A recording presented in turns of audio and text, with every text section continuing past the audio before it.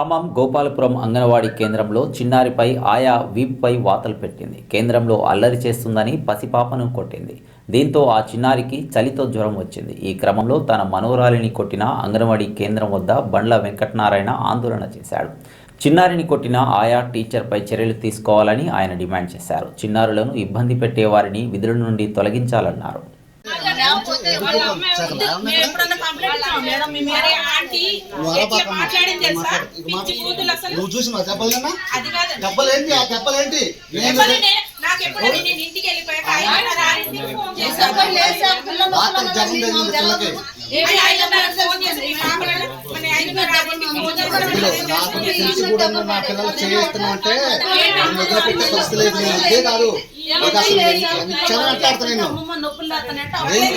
ఏం చేసుకుంటూ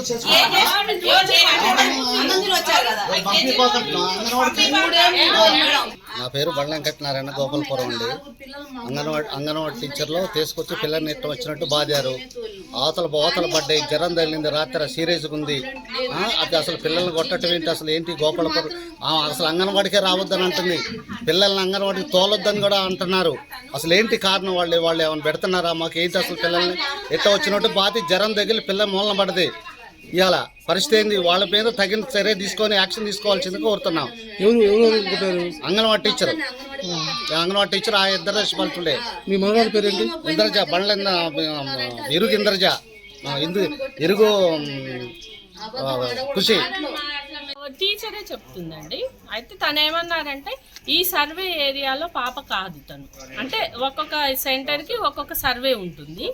అయితే ఈ ఏరియా సర్వే ఆ పాప కాదు, కానీ సరే పక్కన వస్తుంది కాబట్టి తను కూర్చోబెట్టుకుంటున్నా. 4 రోజులు అవుతుంది అంటున్నారు టీచర్. నేను టీచర్ని నేను 3 సంవత్సరాలండి వచ్చి, తను ఎప్పుడు కూడా నేను కొట్టంగా చూడలేదు, అంటే నా అబ్జర్వేషన్లో. కానీ మరి ఇది ఈ పాప 12:30 వరకు ఉందటండి.